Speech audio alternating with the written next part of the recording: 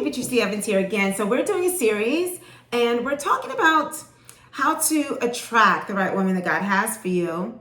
And how do I get from where I am now, where it's like, it doesn't matter how smart I am or how successful I am. I've got my degrees, I'm doing all these great things, but I keep attracting the wrong woman.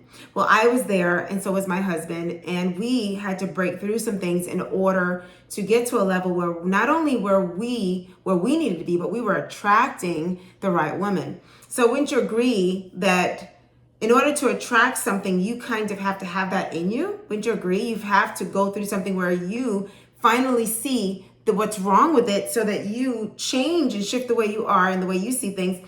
And now you all of a sudden see the right people. And not only that, they see you.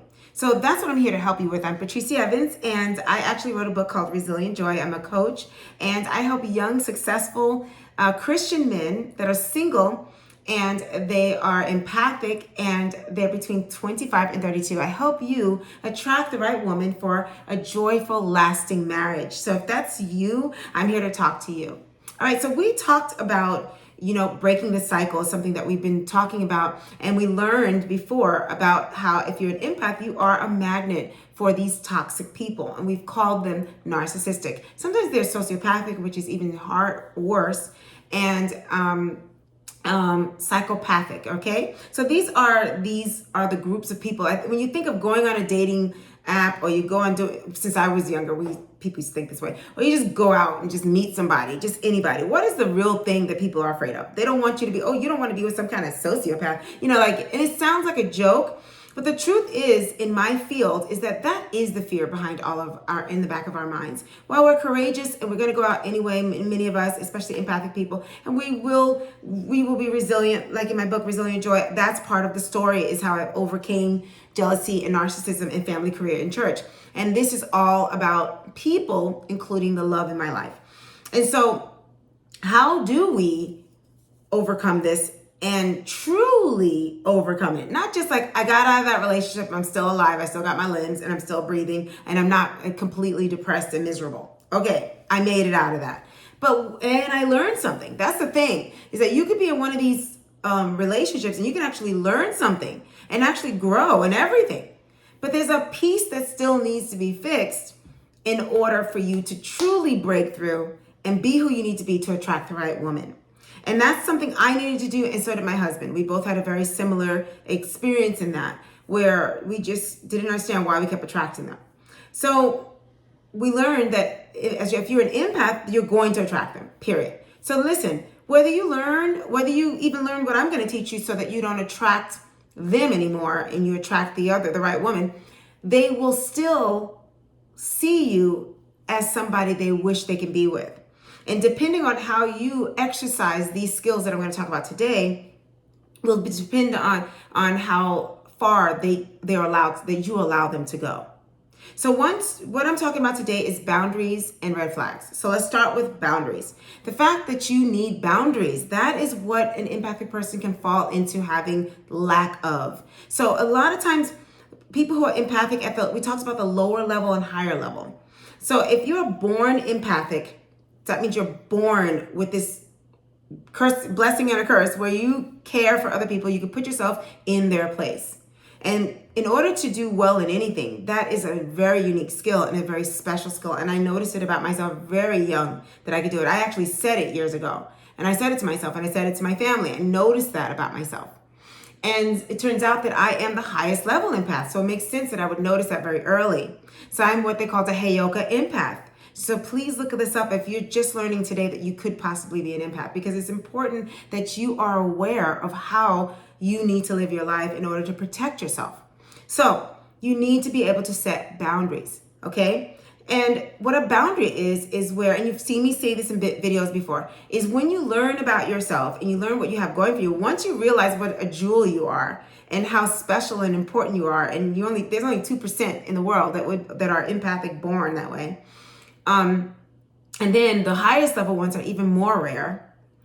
Then you realize your superpower. Once you realize it, now you need to grow in it and find out what God meant for you to do with it, right? And once you learn that, that's usually in your calling. And once you know that about your calling, you know what you're here to do, you know why God blessed you, you know how you need to conduct yourself as an empathic person, because you a lot of times might see things others don't see.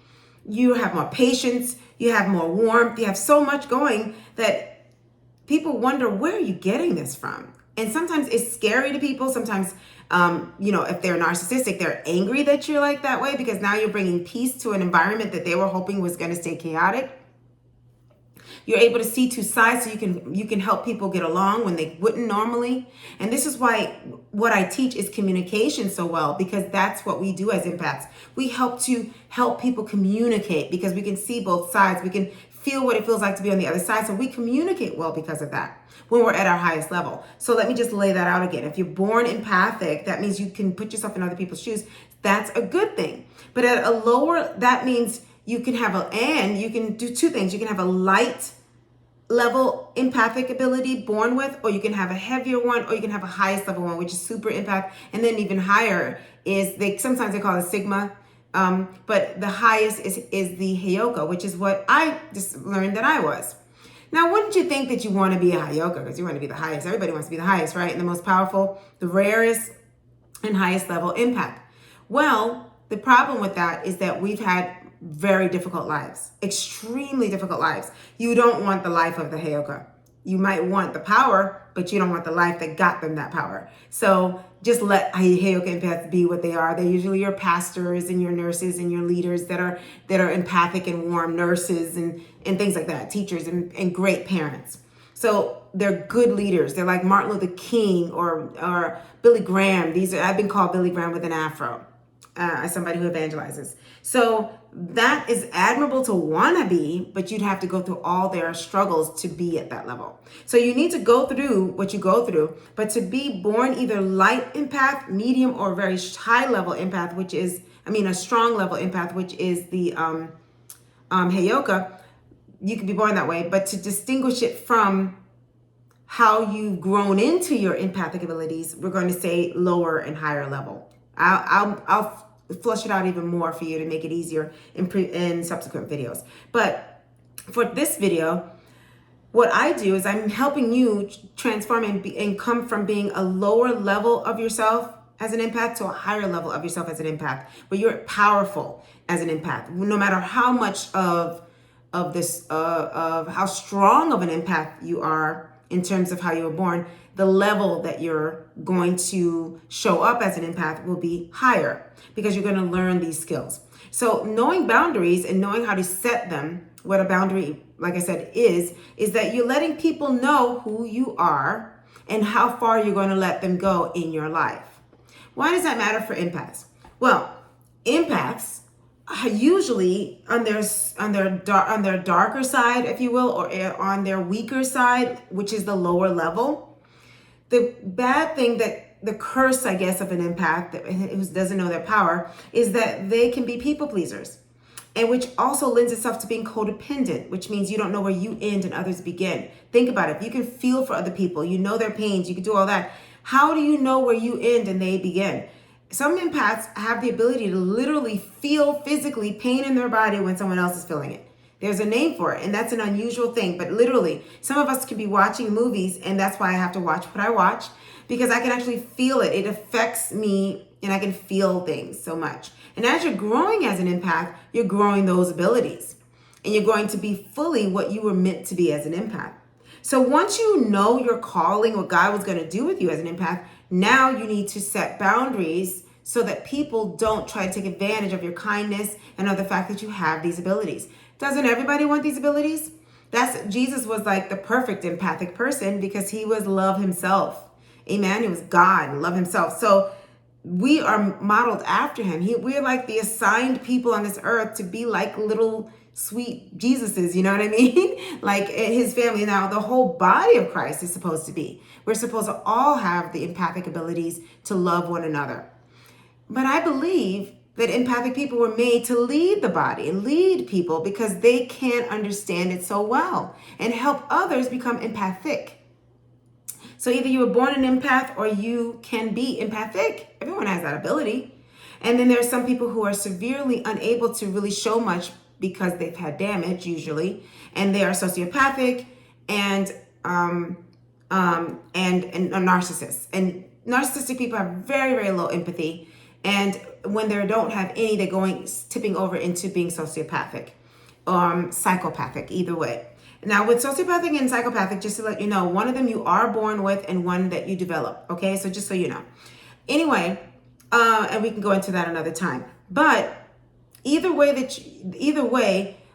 people with the strongest levels of empathy that are born as empath are able to teach others how to be, or to encourage it, or to enforce it, or be leaders that are empathic leaders. And that's who I help. I help you be an empathic leader. So one of the first steps is to set a boundary on what you know you're here to do. So if you're here to love on people and everything, and you're with people who are trying to ruin maybe a group of people that you're trying to lead, and you've already set it up so that they can be kind to one another. You've already set up the standard, and they're coming into that and they're starting to ruin that. You need to set a boundary to that person and say, no, we don't do that here. When I led my soccer program, and it was a beautiful environment. And now that I know more about myself, I see why. It was the most beautiful environment. The women talk about it even today. And they all said, it's you. And I said, no, it's the Lord.